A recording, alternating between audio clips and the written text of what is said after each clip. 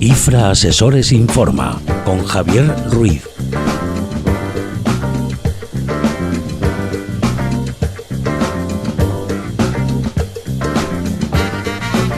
Muy buenas noches, muchas gracias a Radio Inter Murcia por esta nueva oportunidad de dirigirme a los oyentes de la cadena.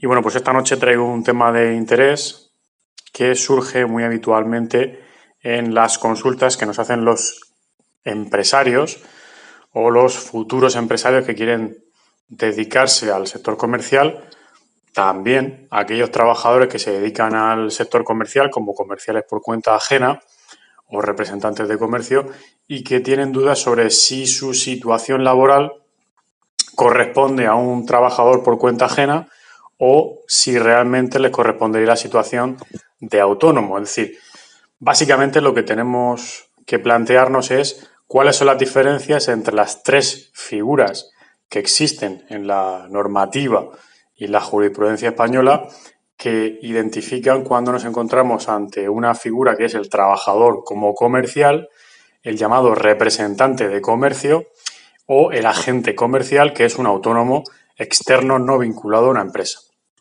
¿Por qué es importante conocer cuáles son las diferencias entre uno y otro? Pues básicamente porque de estar incluido en una otra situación tenemos unos derechos u otros, máxime cuando existen trabajadores que como autónomos realizan su actividad, presentan sus declaraciones, soportan su cotización, pero sin embargo en la realidad son trabajadores comerciales de una empresa. Por tanto, pues es interesante conocer estas circunstancias para saber si tenemos derecho a reclamar a ese cliente principal, esa empresa que nos da trabajo, esa relación por cuenta ajena, que por ejemplo, entre otras cosas, nos da derecho a la prestación por desempleo. Es una circunstancia que se está viendo mucho en los juzgados de lo social y bueno, pues vamos a plantear un poquito cuáles son las diferencias entre ese trabajador comercial, ese representante de comercio, que es una figura intermedia, y ese agente comercial, que es el autónomo. Bueno, ¿qué es un trabajador, qué es un comercial, un trabajador por cuenta ajena? Bueno, pues tenemos que distinguir en primer lugar que se trata de una relación laboral común en la que se caracteriza a los trabajadores que son comerciales. Se rige por el Estatuto de los Trabajadores, como al resto de trabajadores, y está sujeto o está caracterizado por las siguientes principales aspectos. En primer lugar, está sujeto a un horario determinado, ¿vale? Debe seguir las instrucciones del empresario, es decir, su empresario ejerce el poder de dirección y le dice lo que tiene que hacer en cada momento, no tiene libertad. La relación entre el comercial y la empresa, como hemos dicho, está regulada en el Estatuto de los Trabajadores, con las definiciones que se establecen en el mismo. Debe de estar encuadrado ese comercial dentro del régimen general de la Seguridad Social, al igual que el resto de la plantilla de la empresa. Sus condiciones y derechos tienen que estar recogidas o vienen recogidas en el mismo convenio colectivo que el resto de trabajadores de la plantilla y estamos hablando de condiciones como vacaciones, permisos, régimen disciplinario, jornada, etcétera, etcétera. Como hemos dicho, trabaja exclusivamente para la empresa, es decir, no puede competir con su propia empresa trabajando para otras, sino que es en exclusiva para la empresa en la cual está dado de alta o debería estar dado de alta si no lo está, porque se está utilizando fraudulentamente otra figura, como por ejemplo el comercial autónomo, y por tanto pues le correspondería estar en esas circunstancias y su retribución pues es conforme evidentemente a lo que se establezca en el convenio colectivo con pues una cantidad fija, mínima, obligatoria y una posibilidad de variable. ¿Vale? En definitiva, pues como el resto de trabajadores. Se definen esas notas, ¿no? que se mencionan habitualmente de esa ajenidad, es decir, dependo del empresario, voy por cuenta del empresario, esa dependencia, dependo de dependo de la actividad, esa retribución, dependo del salario que me paga puntualmente. En definitiva, un trabajador ordinario que está sujeto pues, a vacaciones, a horario, a jornada y al resto de condiciones como el resto de sus compañeros. Bien, ¿qué es un representante de comercio? Que es una figura que está más allá de la relación común. Bueno, pues el representante de comercio es aquella persona que mantiene una relación laboral que se llama de carácter especial para intervenir en operaciones mercantiles por cuenta de uno o varios empresarios sin asumir el riesgo de estas operaciones. ¿Cuáles son las principales características del contrato de representante de comercio? Bien, pues se debe formalizar por escrito, por triplicado, debe de quedar una copia para el trabajador, en este caso representante de comercio, otra para la empresa y otra debe de registrarse obligatoriamente en la oficina de empleo. Bien, en el contrato debe de aparecer las operaciones mercantiles que se van a promover, si éstas se desarrollarán en exclusividad o no, la delimitación de la zona geográfica acordada de actuación, el tipo de retribución, que puede ser a elegir mixta, a comisión o fija, es decir, no hay que fijarse, no tiene que haber un fijo mínimo, sino que se puede establecer pues que sea comisión o que sea un mixto. También se tiene que establecer cuál será la duración de esa relación. Otra de las características del ese representante de comercio es que cuando el representante de comercio preste actividad en exclusiva, que no es obligatorio para un empresario, este tiene obligación de percibir una compensación por los gastos de desplazamiento. Estamos hablando del kilometraje y las dietas, es decir, los gastos en los que incurre su actividad. La duración del contrato puede ser o bien indefinida o bien temporal, con una duración máxima de 3 años que se puede prorrogar de forma ilimitada. La duración mínima de esos contratos, de esas prórrogas, como mínimo puede ser de 6 meses cada una. Bueno, el periodo de prueba, también existe un periodo de prueba en el cual se puede probar efectivamente la valía, la capacidad del representante de comercio y viene establecido en el Real Decreto específico que regula esta figura, ¿vale? No olvidemos que más allá del estatuto hay un Real Decreto que regula la relación de representantes de comercio, que es de la cual emergen estas normas. El representante de comercio igualmente tiene libertad para fijar su horario y jornada laboral, no así un trabajador por cuenta ajena como hemos visto antes. Tiene el derecho, eso sí, al disfrute de sus vacaciones retribuidas según las normas de carácter general. En este caso, sí que se equipara a un trabajador ordinario. Otra de las características es que no existe posibilidad de realizar un contrato de representante de comercio a tiempo parcial, cosa que sí que ocurre con los trabajadores por cuenta ajena ordinarios, en los cuales tú puedes decidir, pues efectivamente, que el contrato será por 4 horas, por ejemplo. En este caso no existe la posibilidad. Los representantes de comercio son a tiempo completo. Otra de las características es que la empresa está obligada a aportar aquellos instrumentos, herramientas de trabajo, muestrarios que deba de utilizar el representante con la antelación suficiente para el desarrollo normal de la actividad de ese trabajador representante de comercio. La afiliación, es decir, el alta en la seguridad social de los trabajadores por cuenta ajena en esta relación de carácter especial tiene la misma consideración que en el régimen general a efectos de altas y bajas. Es decir, el empresario es el que tiene que cursarlas, ¿vale? Normalmente eso lo hará pues el despacho o la asesoría, en este caso como lo hacemos en el despacho nosotros, en IFRA, lo hacemos en nombre de la empresa. Las normas que regulan en materia de suspensión o la extinción de estos contratos de representante están establecidas en el Real Decreto específico que regula esta figura, ¿vale? No están establecidas en el estatuto. En relación con las indemnizaciones por despidos improcedentes o situaciones asimiladas, para calcularlo se calcula el salario mensual en base al promedio de los ingresos de las últimas 24 mensualidades. diferencia otra vez con el trabajador por cuenta ajena ordinario, que tenemos que referirnos a lo que se regula en el estatuto respecto a un despido improcedente, en el cual estamos hablando de 33 días por año o una cantidad superior, 45 días por año, si tiene antigüedad de antes del 2012. En definitiva, diferencias entre la figura del comercial normal, el trabajador comercial normal, y este representante de comercio, que es una figura a caballo entre el autónomo. Bueno, es válido también, aquí tenemos que comentarlo, aquel pacto de no competencia con el empresario una vez finalizada la relación laboral, si la extinción del contrato no se debe a un incumplimiento por parte del empresario y si el representante de comercio ha tenido una adecuada compensación económica por ello.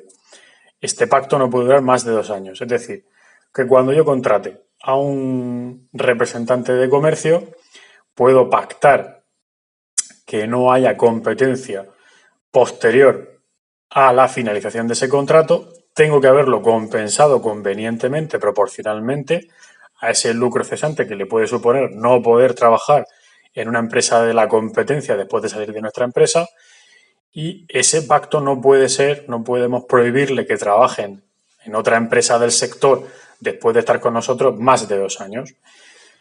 Otra característica es que el representante de comercio puede tener también una indemnización por clientela, ¿vale? Es decir, cuando la extinción laboral no se deba a un incumplimiento por parte del trabajador y cuando el trabajador esté obligado a no competir con el empresario, se puede producir esa circunstancia. Para calcular esa indemnización por clientela se tiene en cuenta el incremento del volumen de operaciones cerradas por el representante de comercio, es decir, lo que el trabajador representante de comercio ya ha generado en su actividad durante su prestación de servicios, tiene derecho a lo que se llama esa indemnización por clientela con unas determinadas características. Bueno, pues establecida la figura, pasamos a hablar de qué es un agente comercial. Pues un agente comercial es esa figura diferente de las dos analizadas anteriormente, es un autónomo intermediario de esa o esas empresas, puede tener uno o varios clientes, uno o varios empresarios con los que colabora y que tiene total independencia y autonomía, es decir, no depende de instrucciones de empresarios. El agente comercial no está vinculado con el empresario, con ningún empresario por una relación laboral. El agente comercial organiza su actividad profesional y el tiempo dedicado como le dé la gana, conforme a sus propios criterios. Debe ser independiente a esa estructura de la empresa del empresario. Es decir, si actuase como su representante o como su empleado, pues entonces no se entiende que sea un autónomo. Estamos hablando en este caso de las normas que regulan esta relación entre empresas, el agente comercial autónomo y la empresa, que se regula en la normativa que regula el contrato de agencia, que es una normativa específica que establece cuál es esa relación mercantil que viene a determinar que define, ¿no?, esa relación entre autónomo comercial y empresario que necesita ese agente comercial externo. Es importante esta cuestión porque la figura del agente es utilizada en ocasiones por empresas para ocultar en realidad una relación laboral, lo que se llama el falso autónomo. ¿Cuándo se presume que existe ese o cuándo puede existir ese falso autónomo? Pues efectivamente cuando no se dan esa libertad, esa capacidad propia, esos criterios propios que tiene la persona, el comercial, ese trabajador, para autorregularse, sino que depende pues de horarios, de obligaciones dadas por el empresario, de obligaciones de tener que dirigirse a determinados clientes con un orden específico, etcétera, etcétera. Pues eso no sería un autónomo, sería pues un trabajador comercial o sería un representante de comercio. Bien, el agente comercial no actúa por cuenta no actúa por cuenta de los empresarios, sino que actúa por cuenta propia, es decir, realiza la actividad, evidentemente siempre la va a realizar en nombre de la empresa, pero tiene esa independencia que define al autónomo. Vale, otro de los requisitos de ese contrato de agencia es que evidentemente tiene un carácter retribuido, pero evidentemente se hace mediante factura. no mediante nómina, que es como se hace en los otros dos casos que hemos visto. Se puede introducir en el contrato de agencia efectivamente un pacto de exclusividad, por el cual el empresario o los empresarios se comprometerán a no nombrar a otros agentes en esa misma zona geográfica que se haya determinado para que el agente comercial externo pues tenga su zona en exclusiva para poder trabajar en nombre de esa sociedad, en nombre de ese empresario. La actuación, también tenemos que decir que la actuación del agente comprende, en principio, la promoción del producto o los servicios del empresario y también los demás actos de comercio para aumentar siempre, en vistas de aumentar la cartera de los clientes del empresario y, evidentemente, pues para aumentar la facturación de esa empresa. También tenemos que indicar pues, que existe esa libertad de pacto entre las partes para establecer el criterio remuneratorio del agente. Este se puede fijar, pues puede ser como fijo, como una comisión variable según los resultados o un sistema mixto. Es decir, se parece mucho a el representante de comercio, pero evidentemente aquí estamos hablando de un pacto que no es laboral y que se genera mediante una factura. Otra de las características es que el agente no tendrá derecho a la comisión por operaciones que hubieran sido promovidas por un agente anterior, evidentemente. En cambio, sí tiene derecho a comisionar después de haber concluido el contrato de agencia por aquellas operaciones culminadas en los 3 meses siguientes a la finalización del contrato. ¿Qué sentido tiene esto? Pues muy sencillo, es decir, un agente comercial externo que genera una serie de operaciones en favor de su cliente, la empresa o el empresario, y termina ese contrato de agencia, pues evidentemente hay operaciones comerciales que no se han finalizado, que no se han perfeccionado, que no se han cobrado.